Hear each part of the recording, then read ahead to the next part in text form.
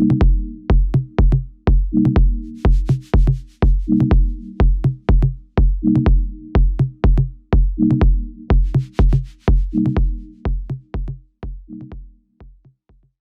name is Dr. Joe Giordano, and I am chairman and a board director of an NGO called SAVSIM.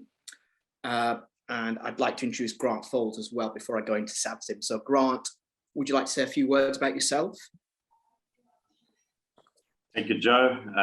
Yeah, sorry about the noise, but lovely to be here and to see so many people coming on to the medium of the Zoom, and thank you to LCA. And I hope that the students and all the listeners get some benefit out of this. Thank you, Grant. And yeah, likewise, I hope you see the benefit of our short talk this evening, and please do ask questions. So I've been asked to talk about on the benefits of nature and what SAVSIM does. So what SAVSIM does, it basically it utilises the wider veteran community in the provision of services to a number of reserves, conservancies, NGOs, and these range from being in South Africa to Zambia to Southeast Asia. And we look at a holistic approach to treating wildlife crime and anti-poaching. It's not just about putting boots on the ground, it's looking at the wider economic impact of what's going on and how it can be mitigated. So in terms of anti-poaching, we do the hard boots on the ground in terms of ranger training, going into the bush, etc., but also looking at the mental health issues which rangers adhere to and have to sort of succumb to when they're doing their day-to-day roles. It's given them the tools and the energy to actually apprehend poachers.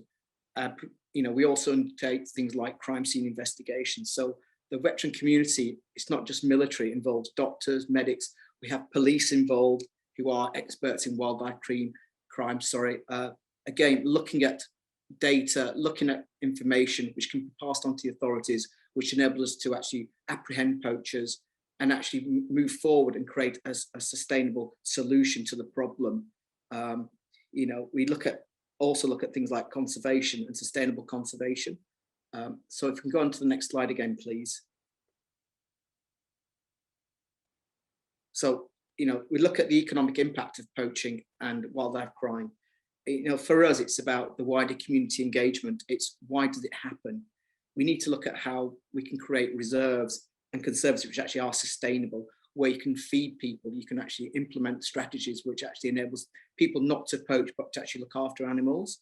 As Grant's mentioned, we'll talk later, we're talking about ecotourism, but are there other ways of doing it? We've seen in the recent pandemic where ecotourism died and, the money which has gone into reserves has just gone to zero. So we have to look at smart ways of generating income and solutions to ensure financial stability for these areas, which enables them so people don't poach. It's about protecting your investment. I'm sorry to talk into business but that's what we need to do. We need to look at what benefits the wider community. What can we do to actually enhance the situation and actually so people can actually buy into, what's happening out there. We can actually, if there's 1,000 people protecting animals, then if we have 1 million people protecting animals, that'd be a far better solution. And if people can buy into that, then it creates an harmonious approach to actually preventing wildlife crime. But it also benefits socially the economic situation around these areas. So it's about creating a sustainable solution to the entire problem, which is difficult because it's about education. And one thing I find is we need to educate and the reasons behind it and look at the root problems. It is about feeding mouths, and that's important for us. We just need to look at how we can do this in a very much a sustainable and clean way. It's not necessarily about throwing money at a solution. We have instances where we have people who go in and do audits and they recommend all these drones and fancy this and fancy that. However, those kind of things need to be maintained in the bush. So sometimes it's about a clean and efficient way of actually providing a solution to a problem, which unfortunately is growing. It's getting worse out there. We're being called upon a number of reserves throughout the world where they need our help to actually go in there and look at providing a solution to their problem to prevent further carnage and deaths So again, economic impact, business strategies, how can we make these more efficient? What other income streams can we create in these reserves? It's not just about safaris, it's looking at, maybe obviously we talk about tourism, maybe like social enterprises which actually generate local income, which can be sold. It's a far greater solution to the problem of just protecting animals. It's actually protecting the environment and the people around that environment. So they actually become employees of the reserves, of the conservancies. They take pride in what we're doing. So they become a unit, a cohesive unit in trying to prevent wildlife crime. And again, as I said, it's about protecting an investment and actually saying, look, guys, I refer to it as going to the ATM. If you've got $100 in the ATM and you withdraw $100, it's gone. But if you protect that rhino, or that, you can actually save it and actually make sure that it's a constant income stream. Again, we talked about community engagement. It's about heart and mind. It's about actually getting people to buy into the solution.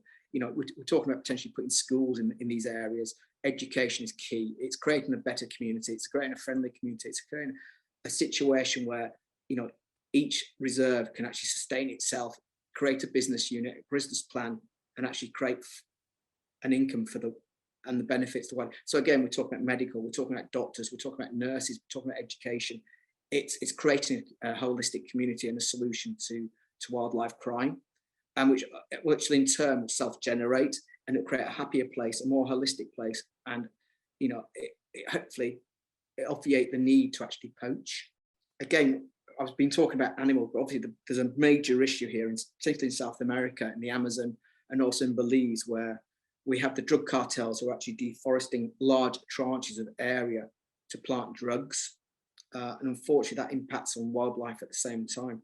So it destroys habitats, it destroys fauna and flora, it creates barren landscapes, it creates a negative, and also it benefits only a small group of people and not the wider population. So it's a case of not just looking at the animals, but looking at how we can prevent deforestation. Tracts of the Amazon have been cut down to plant drugs, which is frightening. It's acres upon acres, of millions of acres. And again, for us, it's just looking at how we can actually improve. And the only way we can do that is actually by buying in with the local community. Because once we buy in with the local community, they'll protect themselves and they'll protect the areas and the infrastructure to support, the bigger picture. One thing within the organisation we've thought of and we've done in the last year or so was actually, with COVID, we've all seen the benefits of nature and, how it can heal. And I'm a great believer. So going back to the animal assisted therapy course, we actually created a course which to benefit mental health. Predominantly it was aimed at veterans, but it actually can be used for the wider community. And the way we did this in partnership with the Zoological Society of London, where we did 2 days in London, which was basically a brief analysis of the situation with the individuals in question. And they came from veterans with PTSD to injuries to serious mental health issues. And then we did a week at Whipsnade Zoo, where they actually engaged with things like therapeutic art, yoga, but also dealing with animals. And again, it was about managing how animals could actually help heal. And we are in the process of issuing our final report. But what I can say is the benefits were unbelievable. It's a real positive, and it just goes to prove that, animals can heal humans, and we should work together in a collaborative way to make sure that, the situation doesn't get any worse, insofar as that, it can help, and it can help the world. Nature can heal. And it's a real success for us. And as I say, we're looking to do many more, and potentially looking at doing one in South Africa as well next year, subject to funding. And I'm going to introduce Grant now. Hello, Grant.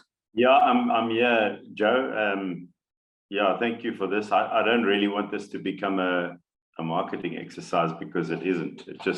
It's an absolute coincidence today that Joe asked me to give my 5 cents worth on the work that we're doing. It's just serendipitous that the 5th of May is the launch of my second book called Rewilding Africa, Restoring the Wilderness on a War-Ravaged Continent. I'm not an academic like most of you guys that are on this course, on this Zoom, but I have 25 to 30 years of building a game park, working with the community, now restoring other game parks, building corridors, working throughout Africa, knocking my head and learning the hard way about doing the work in Africa under all its challenges, from the community to politics to being shot at to nearly being killed to negotiations to buying land to renting land, etc. So this is just my story, and you know, if you care to take a read, it's with Graham Spence, renowned author of The Elephant Whisperer, and following on the success of my first book, which may come up in a slide. But again, I don't want to hijack Joe's, you know, his good analogy of what happens in the field and how you build an anti-poaching unit with the use of servants that have fought in wars, or even people that have got PTSD. And, you know, from my point of view, I'm a fundraiser. I'm actually a director of Project Rhino, and we need people like Joe and Sapphism to help us in places like the UK or in Americas to raise the money, the much needed funds for Africa, so that we may fulfill our duties on the ground. And that's the bottom line. What I can say is Grant and I are working closely on a potential project, reserve conservancy in KwaZulu-Natal. Can I say that, Grant? I've said it now. Yeah. About looking at it from ground zero, looking at the infrastructure as well as security, but looking how to make it sustainable and creating a sustainable community, which will benefit the area, with a view of introducing rhino in 2 to 5 years. So that's a major project for us, which obviously we've started, and we're looking at how it can be funded, because obviously finance is key, and getting people who want to, you know, see the vision and our vision to move this forward in a way which actually not just benefits the animals, it benefits the entire community, and hopefully it could be seen as a blueprint for the future. And that's a big scheme for us. But yeah, basically what I want to just put into what you saw in Joe's slides, what has actually happened on a piece of land like this, which is literally 35 to 40,000 hectares. It was pristine. It had wild elephants. It had no fences. And, you know, the groundwork that you need to do to create a wildlife economy is enormous before you put the first peg in the ground. You know, you have to start talking to the people. We've got a project called Rhino Art, which is with Kingsley Holgate Foundation. And we started 4 years ago by educating the children. And then we've done early childhood development, making sure the creches are up to standard. During COVID, we supplied over 2.2 million meals, not only in this environment, but throughout the country. But we were very sure that we needed, and then we did 2 or 3 master's thesis with students out of UKZN and even one from Cambridge on building a conservation economy from land claimed and purchased farms. So before we even get to the animals, and there are already probably 7,000 to 8,000 animals on this property already, you know, there's a lot of groundwork that has to go on, like making sure that the people get the right education, make sure that they have a love for the animals. And even to this day, after 5 years, they still want the elephants killed. Because at the moment we haven't got, the elephants are monitored, they've got collars, they go into the fields, they take out their maize, we bring in the helicopters, we chase them with, we call it the band. We had a band at one stage. Now this is actually what happens. You get a 20-litre tin, you take the lid off and you beat it with a stick, and that's what you call a band. And you all walk in a long line, and that chases the elephants out of the residential areas back into the bush where they should be. So those are just the Heath Robertson ways of working with communities. I mean, the others are taking the Amakosi, the traditional leaders of which we have 5, to see other successful parks, you know, and there are some of them like Rhino Ridge, a couple in the Tembe Elephant Park, and this is a KwaZulu-Natal now. There are a couple in Limpopo as well that are tremendously successful from the people like Lapalala Wilderness, who have done some incredible work with education, taking all the children, giving them bursaries, putting them through university, and showing them the end result. Those kids are now back in the mainstream, all in senior positions, guiding, anti-poaching, and so on.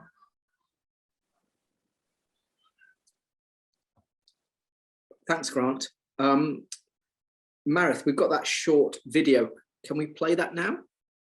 And then maybe go to questions and answers?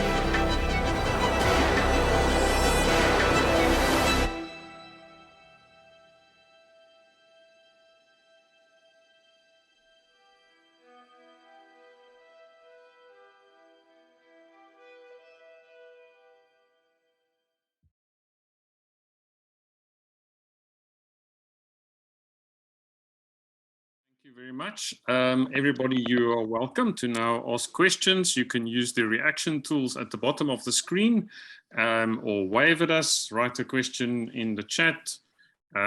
Please go ahead and interact. And perhaps I've seen there's already a question from Peter Mills in the chat. I think you've touched on it.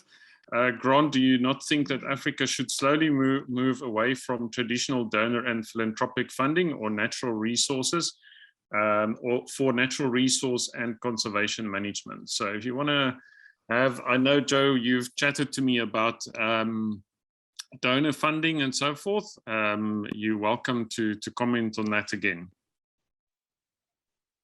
I think, as Peter said, the thing with donor funding, it is very emotional and it's not consistent. And there's a lot of work to be done.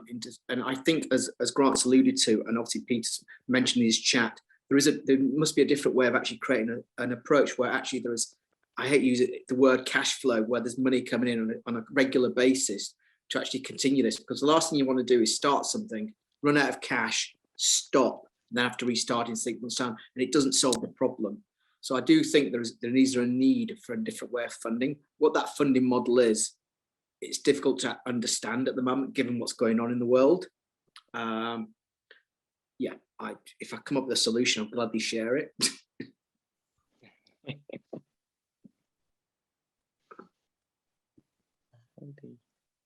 See any other questions?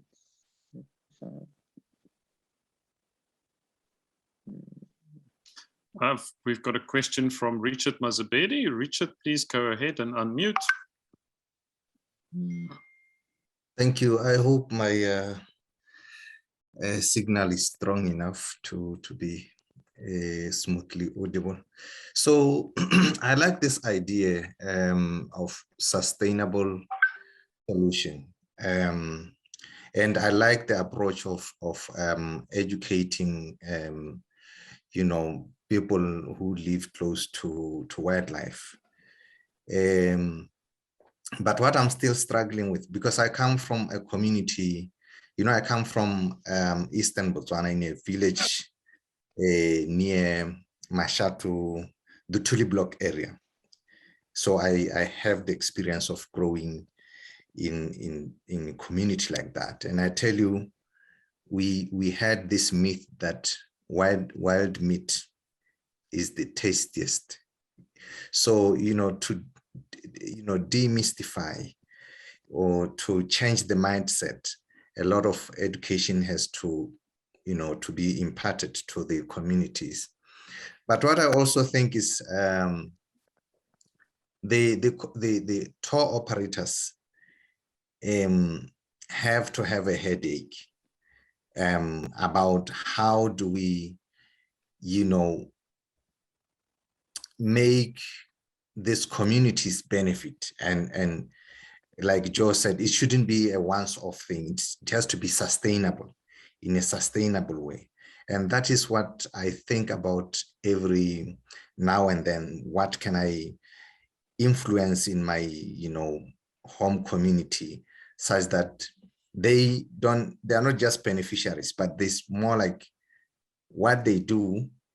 It could be farming that provides certain things for the tour operators, like maybe eggs or something that they buy from far away.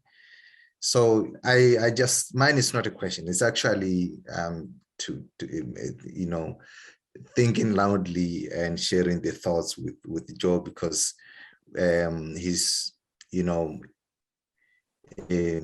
on this very important topic of finding sustainable solutions and working with communities.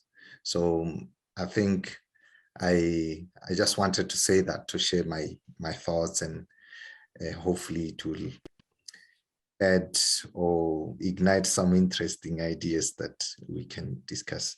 Thank you. Sorry, I think that's a valid point. It is about hearts and minds, but it's also about saying, what is the alternative? And I think it's not about some, being very general, it's not about some individual in London coming up with an idea. It's actually what benefits the community. You go in and that's what, you know, you go in and look at what's going on at the moment and what can be benefited and what's missing. And sometimes by replacing by what's missing in that community, they see the benefit of actually engaging.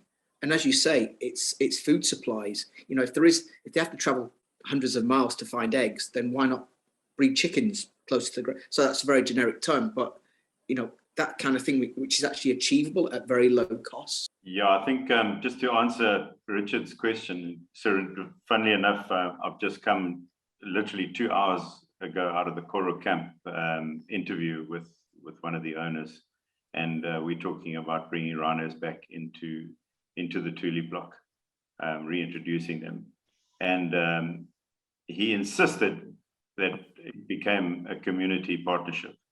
They, you know, that they are fixing out the fence, they're patrolling the fence, the community there, they've got to be taught how to farm. So the wildlife community is a complete closed, it's a holistic farming come wildlife educational bursary. There's no silver bullet. It has to be all or nothing, you know.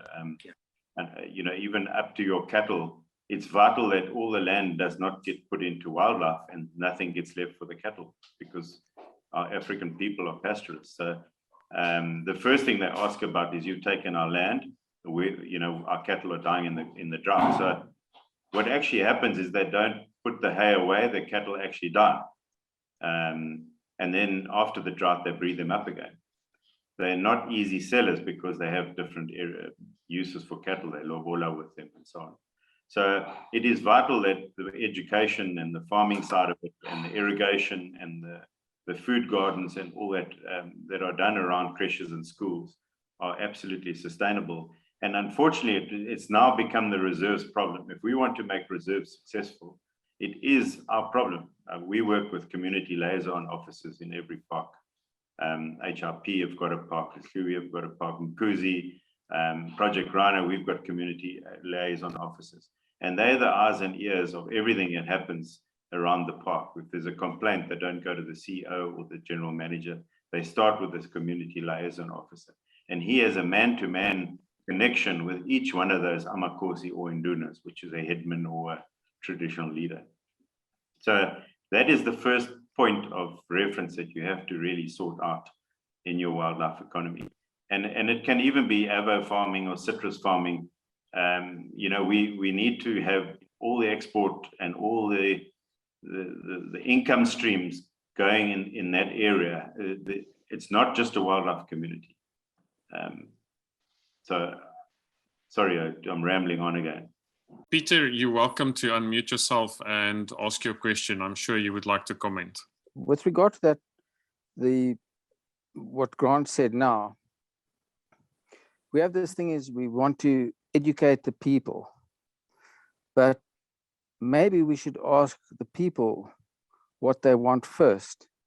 And that's probably one of our biggest problems in conservation, is we're trying to force a mindset onto communities who actually don't understand what we're on about. And so we actually need to turn the narrative around and ask the communities what they want. Very important point. Thanks, Peter. Thanks for that. I couldn't agree with you more, Peter. That's certainly what we've done, and that came out of research documents, which take normally about 2 years of fact finding, you know, from everything from, do you have lights and water? What would you like? What is the most important thing for you? You know, is it a salary? Is it water? Is it a clinic? Is it walking to school? Is it my children's needs? You know, and then based on that, we analyze what a community requires around a new park. I'm not saying it. So a lot of the parks that we're working at are absolutely disgruntled, and I run the Amakosi events around Mkuzi Game Reserve and Kikui and Mfolozi Park, you know, and there's a big disconnect between the head office with suit and collar and ties, and they always say with pointed shoes, and the people that are in the communities surrounding the park that are looking through the fence, that don't ever get a chance to go in a game viewer or sleep in a bed. And that's what we're trying to break down, and the lines of communication. So you're absolutely right. The first thing that you ever do is go through the questionnaires. They do take days, because if you ask them what they want, the list is bloody long. Yeah. Anthony, would you like to go ahead and ask your question in the meantime? Peter, we're going to work on that. Thanks. I wanted to come in quickly and basically springboard off of what Peter had to say now about, you know, the conflict between what conservationists want to enforce on the ground and the reality of the sort of needs of the people living in those communities. I wanted to, yeah, it's not so much a question, more of just like expanding on that sort of issue. You know, I visited in the last couple of weeks, was visiting a very, let's say, prominent reserve, and it's actually a South African natural heritage site here in sort of central KZN. I visited there, and yeah, you know, I think a lot of the issues stem from the fact that you get some landowners and some you know, trusts and those sort of things that have tenure over the land. You get what I guess I can call hermit conservationists, which is these guys, like the owner of this reserve I visited. He feels so hard done by, you know, by whether it's by land reform, because land reform is a very sort of big issue in that area that this heritage site is in. So I mean, those sort of people feel so hard done by that, and hard done by that they've been glossed over by sort of these initiatives to create corridors and create greater sort of bigger protected areas. And then what you end up having is these trusts where basically the board of directors or the people sitting in those trusts, their desires are at polar opposites to what the community living just literally a few feet outside the gate of the reserve, and sometimes even within that reserve itself or within the natural area, they what they want to see happening from that felt and what the value they want to extract from it, it's at polar opposites. So I think a lot of work needs to also go into, you know, alleviating things like that. There needs to sort of be a, yeah, I guess I can say particularly in parts of KZN and Eastern Cape, you know, where land reform is still a pressing matter for these sort of bigger growing communities. I think a lot of work needs to be done to reconcile these differences between the landowners and the communities that live under them and bear the brunt of their decisions. Yeah. Thanks for that, Anthony. Grant, would you like to comment on that? Yeah, he's correct. I hear what you're saying, Anthony. There's a huge disconnect between the villages that should be voting these people in. If I can, I hope I'm not digressing from your statement, but very often the minority are not in control, or the majority aren't in control of the minority, even though they voted them in, and they're absolutely disgruntled. Maybe that's what you actually meant. And yeah, in the land claim issue, which is where I work a lot in, and it's really an absolute disgrace, this land claim thing. And you can ask most of the African people that I deal with, they all completely bamboozled by the lack of follow-up that the government have actually issued. They've given them the land, they haven't given them the tools of the trade, they've given them no experience in conservation farming, whatever it may be, and the land is are lying vacant. And our job is to go to them and try and convince them that conservation is an option. You know, it may have been an old dairy farm, or it could have been a wildlife farm, and so on. So it is not easy, especially with, you know, we're nearly 3 decades into democracy and we're still trying to you know, wipe off the sins of the past, you know. So I, you know, because I speak their languages, I'm fluent in Xhosa, Zulu, Swati, and that. So I've inherited that, but because I'm white, I'm still seen as the enemy, you know. And it's very difficult. So we have an African team that completely are aligned with exactly what everybody does in conservation. You know, they're convinced. My educator, for example, has been with me to Vietnam to look into demand reduction. You know, we've been on radio and TV all over the world, you know. So he sees the ideas of conservation. He sees the tourists coming in, and he sees the failed farms that have actually happened, you know, and he also sees the politics between the board that you're referring to and the community that talk to him behind and say, you know, these guys are just getting rich and fat. We don't see the money at all. I hope that kind of answers your question. Thanks, Grant. Cheryl, you had your hand up.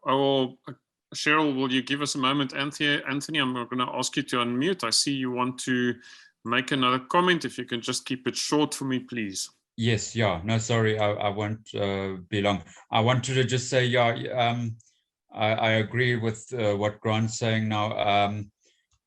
But the sort of, I want to say that the issue goes even more to the heart of, you know, the people and these, you know, these singular individuals, or just a handful of people that own really thousands and tens of thousands of hectares of land, they start to, you know, with land reform and the way they see things being overlooked by general conservation initiatives, they start to sort of seclude or they start to become recluses almost. So like this reserve I visited, you know, they've been approached by guys that want to do titanium mining there. They've chased them away, and there's been so many attempts for people to come in and industrialize the place or turn it into logging and whatnot. And such things drive those people to, you know, such a state in their minds where they actually want to also now chase out people that want to come in there and help, you know, make the community aware of the riches of that reserve. I mean, chasing away Sandby, chasing away EWT, I think mistrust is just it's a big element and a big problem which needs to be looked at in these scenarios. Thanks, Anthony. Cheryl, you were waiting to ask a question. Please unmute. Thanks, John. I've been listening tonight. There's a lot of stories coming in, and some of them are really, really valid. And I made the same mistakes.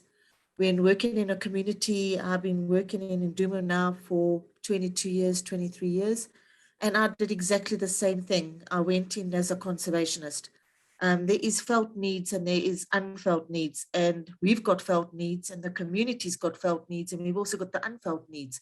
And we've got to go in and we've got to live with the people, work with the people, and we've just got to observe and somehow be also a silent partner, and just to see for yourself where the issues lie. Because if you ask them, what do you want? You are going to get a list and a half, including soccer balls.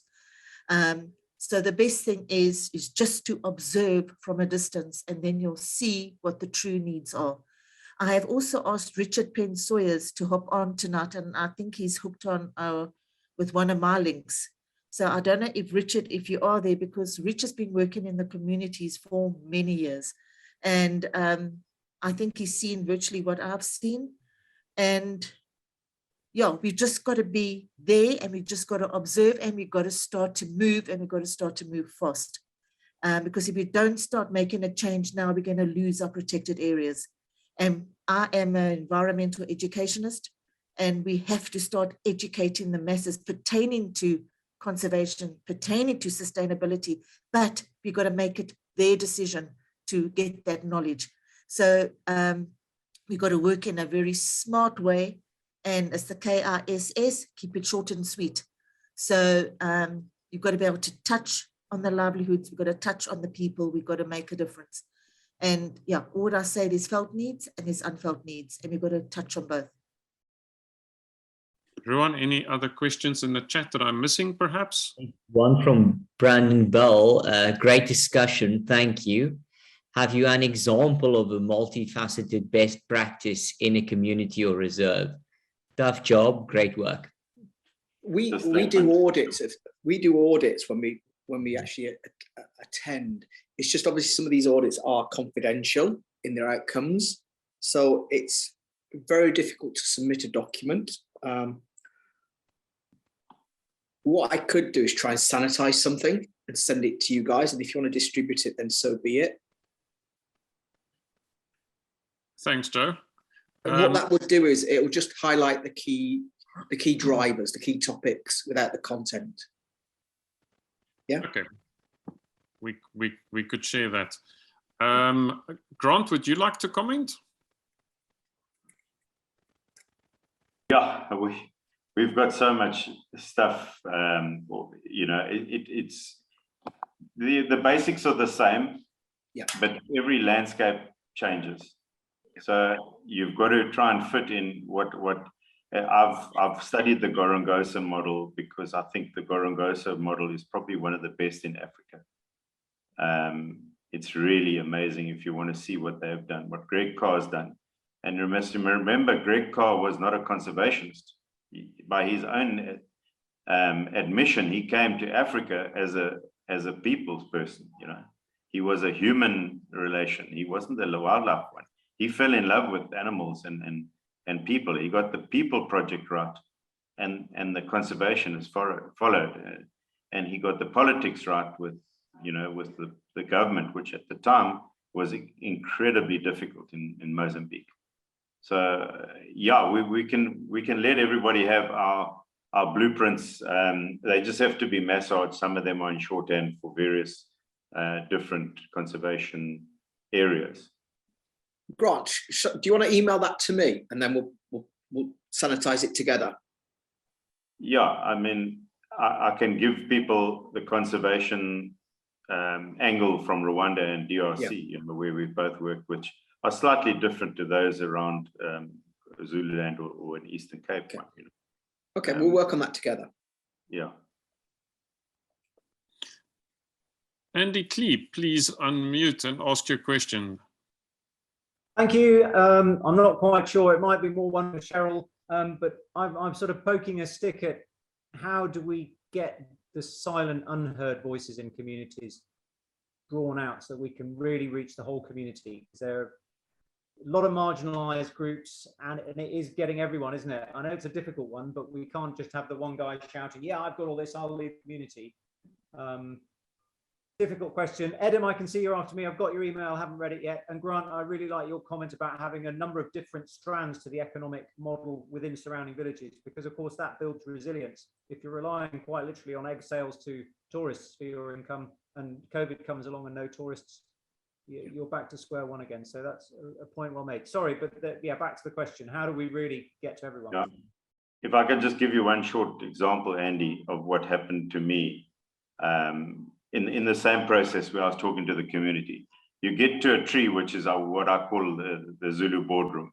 Under that tree are the men standing with their sticks and spears and their shields, and on the other side are all the women, okay, because they don't sit together. And you get there, the Nkosi or the Nduna meets you 100 meters away, and he says, no, they're ready for you. And you approach, and you've got your team. And when they get there, only 5 people speak. Okay, and they're the people that have already decided before the meeting that they do not like what you're going to say. There's no ways that you can actually tell them anything about that day. They don't want you, because all their gripes that they've had, they're going to throw at you first. So I'm just giving you an example of what actually happens in reality. And then after the meet, and then we realize that after the meeting, some of them are voting for the opposition party and others are cattle thieves.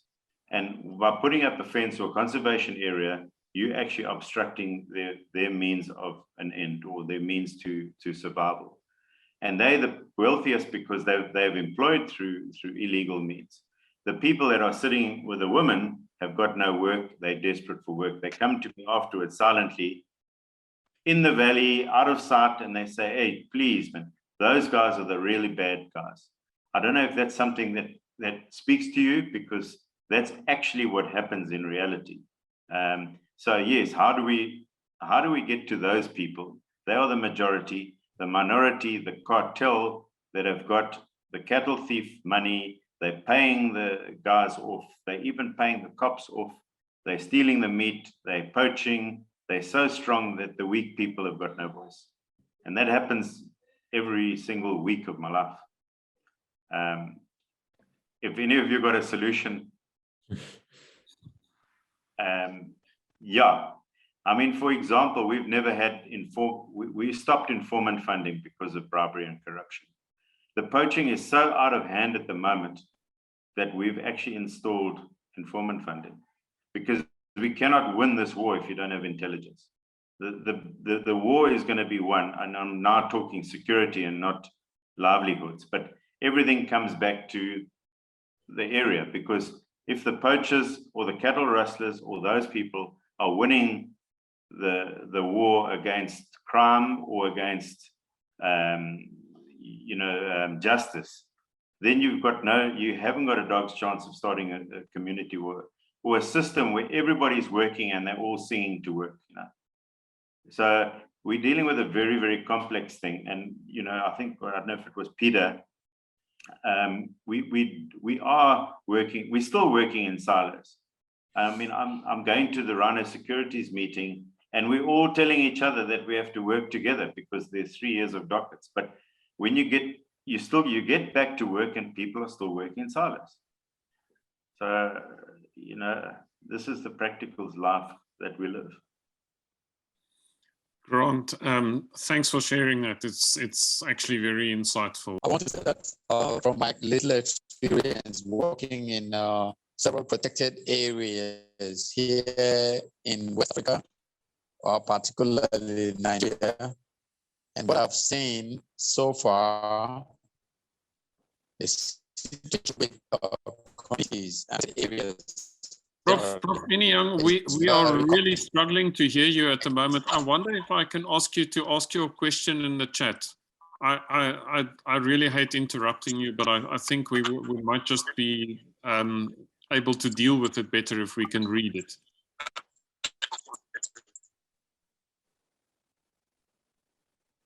I apologize.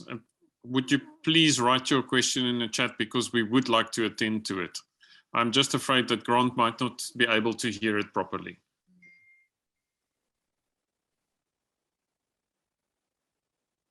Thanks, Prof. While you write it for us in the chat, I'm going to ask Richard to come in again, please. Yeah, mine is a quick one. It's a quick comment about the. I saw that you know, I heard Joe mentioning that they used some was it plans for mental health, you know, to kind of how do I put it, to address mental health.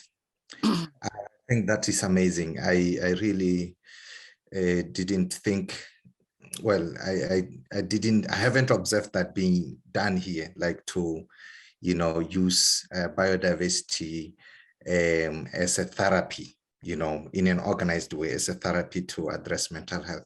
I think that is really, I just wanted to comment on that, that is really amazing. And, you know, talking of mental health, in some places, it's when you are mentally ill, you are blamed. You are blamed of witchcraft, that you did something, that's why you are like that. So yeah, the culture is important when we address conservation and biodiversity conservation and so on. So I just wanted to comment the efforts on the use of biodiversity to address mental health. Thank you. Thank you. Thanks, Richard. Joe, would you and Grant like to comment on that? Well, I'll be honest here, we've seen the benefits, and I would gladly share the findings in a month's time with you, Johan, and you're more than happy to share them with the rest of the group, because it'll give you and what it was a detailed timetable involving points of reflection. Obviously, it's building trust as well with these individuals to let go, because you are actually dealing with deep mental issues, which, you know, they've addressed through medical services in the past, and this is an alternate way of actually, you know, helping them and giving them the mechanism to cope. And it did involve things like breathing techniques, yoga, even painting and pottery. So it's looking at ways of controlling. But as I say, I'll gladly share that document once we've issued it to ZSL, because it is for public knowledge, and it'll give you an idea of what we've done in the past. So I've made a note to actually send that to you guys once it's done, and you're more than happy to share it to you or put it on. Because I've got some experience from Nigeria and elsewhere in West Africa, the issue of community interference in protected areas management generally is a very complex issue, and as diverse as cultures and traditions, depending on the location and as, of course, the management of the PA. Here in Nigeria, you have different experience from the northern part, where there is a lot of cattle rearing and cattle activity. In the rainforest zone, it's a different experience, but the general thing, the rallying point, what so to say, is the fact that the people are traditionally attached to illegal activities, logging, hunting, and all kinds of illegal occupation within the parks. What is fueling it and why are we unable to stop it? Our experience is that the ownership syndrome, that is to say, the natives of these communities surrounding the parks consider the park as their traditional rights and nobody should interfere. But the law setting up the parks themselves, in some places, the law appears to be illegitimate law. And more importantly, in a situation where corruption is the order of the day in the polity of the nation, right from government at the federal level, government at the state level, government at the local level, everybody, what you see every day is corruption, corruption, corruption. And so the law of the land does not sanction anybody. Even if you steal all the monies meant for education, nobody is sanctioned. So how then do you sanction a poacher who has gone to kill an animal for his livelihood, for survival? This is the nexus that we as experts and conservationists must try to address holistically, because without doing that, there is almost no justification arresting a poacher or an illegal logger and trying to, put him in jail. The court itself is full of corruption, so we cannot do it. This has been the problem in my own country and from where I've seen. I've been recently in another part of West Africa. I visited a World Heritage Site, and I found a lot of illegal activity going on. And there was no patrol, there were no officials. This is different from the case in Nigeria. So I would like to speak, even privately communicate with the presenter so as to share this experience and see what we can do as experts to begin to look for workable solutions to the challenges of biodiversity conservation in Africa. Thank you very much. Thanks, Prof. Thanks for your contribution. And we will link you to Joe and to Grant, and you can take the conversation further. And Prof, thanks for the summary of the problems in your area. It's probably a problem that other people share in other parts of Africa as well. Grant, Joe, if you want to comment on that. I agree with what you said. It is about heart and mind. It's actually about education. As you say, the ultimate game is to actually feed your family. It's finding that alternate source of income. And as I said earlier, it is about a holistic approach. It's not about catching the poachers, it's actually stopping the reason to poach. Roland, if I can please ask you to unmute and go ahead.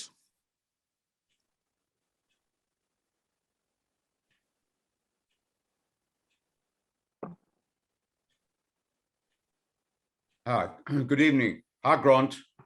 This is yeah, thanks. This is an observation, a bit of background about the use, the psychological healing of people. And this is just some work that I did when I took over from Dr. Players, director of this Wilderness Leadership School. I worked with a clinical psychologist, Sheila Ramsey, and we were dealing with problems just before the South African elections. And there was a lot of violence in the Nandi area between the ANC and the IFP. And it was absolute rage. And these young people wanted just to kill each other. So what we did was we set a program, a wilderness trail at St. Lucia, using wilderness as a healing, as a part of the healing process. And we had amazing results. I know that Ian McCullum, Dr. Ian McCullum from UCT, did a lot of work and recorded. So I know that the empirical information can be found in some of the journals that Ian McCullum wrote. So it is well documented as wilderness as a form of psychological healing, just for your information. Yeah, I'd like to endorse Roland. Yeah, he's an old veteran of conservation, and us young guys, I'm in my 60s, are learning from him. So it is very important, the healing of your soul in a wilderness area. And if you know, I've had people with all sorts of problems, from being expelled from school and you know, being rogues, and the bush heals them, you know, and that's exactly what Joe was saying. You know? Yeah, even the sound of silence is a rare commodity nowadays. We had on the residential course at Whipsnade, there was a WhatsApp group, and one of the candidates said she was woken up by a lion, but she's never heard a lion, so it was the first time she'd heard a lion, and it was just an amazing story and comment. Amazing. Prof. Liesel van As, you were patiently waiting to ask your question. Please go ahead. I want to be a little bit of the devil's advocate. When we started with unlocking, Michele Menigan did a presentation on a lot of the conservation issues. And it's a long story, but from this, that's actually how the share screen started. And one of the discussions we had is we need to change the wording that we use.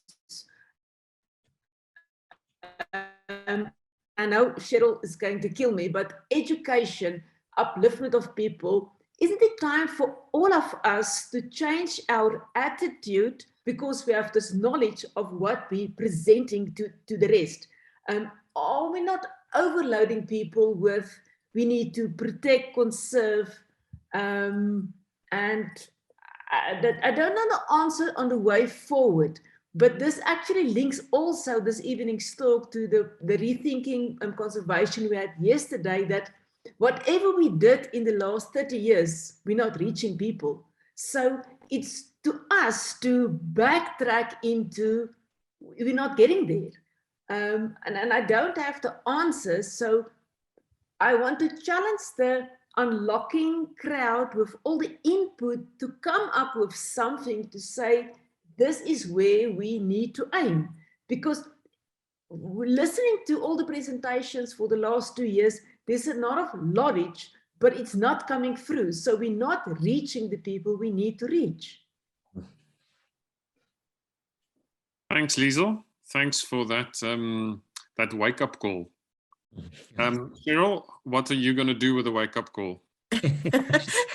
Now, I know about the wake-up call for a very, very long time. I've actually seen it coming, and we have adapted programs accordingly. So it's not just pumping people with knowledge. It's just working with people and working with their needs, and they don't even know that we know the needs. So our programs go and are planned about what is happening in the community, and the solutions are in those programs. So yeah, it's a different way of, as what Peter says, reaching people. So we are trying to educate without them even knowing they are being educated. So we are using the felt needs as well as the unfelt needs.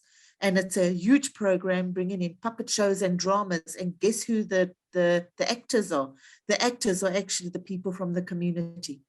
And they actually write their own script. So it's a different way of educating, if that's the word, Liesel, educating. Thanks, Cheryl. I would like to also ask, is Andy Klee, you are still in because you asked a question in the chat. If you don't mind, would you perhaps just come back and just ask that live as well?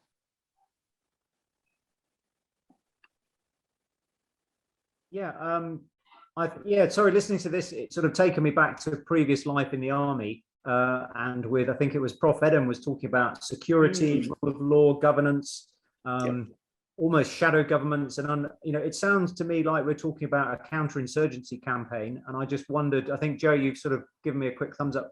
maybe, I'm not trying to militarize this at all, but it's just maybe there's some thinking in military doctrine that might help, as a framework or tweak our approach. I don't know if that's kind of what you wanted me to ask. I think the issue is we employ veterans. Given what you just said, I assume you're an ex-vet.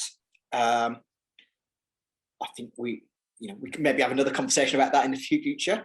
It is about intelligence gathering and having those skills. And one thing we've found is it's about actually engaging with those individuals and saying, look, guys, we need to go in there. It's not about, and I say this to everyone we meet, we don't shoot poachers. We apprehend, we intelligence gather, we gather the information which is used to provide the authorities with the skills to enforce and prosecute. However, what we do is we do teach rangers. We've just come back from South Africa, where we've done a 2-week training course. We were in Mozambique just before Christmas. We did a full intelligence report on a conservancy before the insurgents came in. We've just been in Zambia with Frankfurt. So we do use a lot of military guys, and it's because of the terrain. It is hard work. It is a hard environment. It's a very harsh environment. And these guys have got the skills. And also one thing we've done, Andy, is to become part of another community. Because as you know, you leave at 5:30 you leave the army and you basically left basically. So I don't know if go onto our website, you probably recognize some of the individuals on our website. We've got people like Charlie Herbert involved. I don't know what regiment you served with. We've got Johnny Bourne, former Gurkha. You probably know Johnny. Dave Richmond, you'll probably know. Maybe. He used to be at Help for Heroes, head of recovery. He's now government's first independent veterans advisor. We do come from, but it's the people with the right skills. For us, it's the right skills to commission for the program. So we have doctors who actually provide first aid training in the field, because at the end of the day, you've got to provide first aid, to the rangers. We also look at mental health practitioners. We have mental health practitioners. So it's a wide spectrum of support to rangers when we provide the training. Yeah, but again, I think. Sorry. I think the point I was making, and I completely get the skill set, and we had when Pip was on talking about his training program using sort of his SF skill set to train rangers in first aid, operating in threat environments and stuff, was absolutely relevant. I think what I was commenting on really was that sort of broader picture of remembering to think about governance, rule of law, and the rest of it, so that when you do, they're parallel strands of work that need to be happening if you're really going to get that long-term success rooted in. I think that it is about a long-term solution. For us, it's a 2 to 5 year program. We work with these guys for a long time. It's about being there when we're not there. So we do regular audits, we do regular Zoom. We go back every 6 months. We've just done a dog training exercise in South Africa before Christmas, and we're going out again in May. At the end of the month, just to reinforce that. So again, it is about being a resource for these guys to tap into. And we're always on the end of a phone call or a Zoom or an email. No, brilliant work. And most traumatic thing I ever did, fortunately, was leave. But that's. I beg your pardon. Sorry. And my most traumatic experience with the military was leaving. That was. But there we go. I'm getting that right. I'll shut up now. But it was kind of to the broader concept. But Andy, please, do get in contact direct. I'm more than happy to carry on with the conversation. So yeah. Thanks, Andy. Roland, you're welcome to unmute and go ahead. Just going back to the veterans, the use of veterans in the field. I recently presented a paper to the South African Military Historical Society on biodiversity in conflict areas. And one of the points that I brought up was the use of veterans. Here in Angola, after the war, there were a lot of veterans. And also, we're looking not just at the infantry, but if anybody has worked on the field, you'll know, well, in the military as well, unless you've got your logistics and the guys that can operate logistics in the field, like transport and rations and equipment and stuff, it's not going to work. So I found that, and I've worked with young people starting in conservation, and it takes them quite a while before they actually get their feet. But the guys that I've been working mainly in the South with ex-UNITA, coin warfare veterans, and these guys hit the ground running because it's part of their everyday life. And also going back, anybody that knows me, there's no such thing as a silver bullet.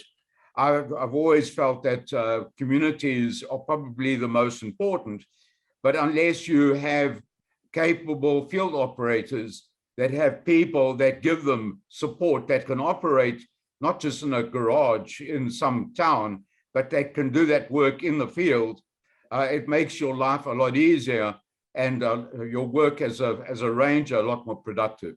Just an observation to support. But I have a very strong military background as well. That's also helped me incredibly. One thing, if I could just, we actually did a recent commission where we brought in to look at logistics and actually how things were stored, that they can be accessed very quickly. And that particular organization says efficiency has just gone through the roof because they can get things at an instant as opposed to going through, and also how things are ordered, things are maintained and things are serviced. So I agree 100%, logistics is key. Now, Joe, just to follow up on that, you can have a very good mechanic that works very good, well in the garage, but ask him to take out the differential in the bush, which is where we have the problem.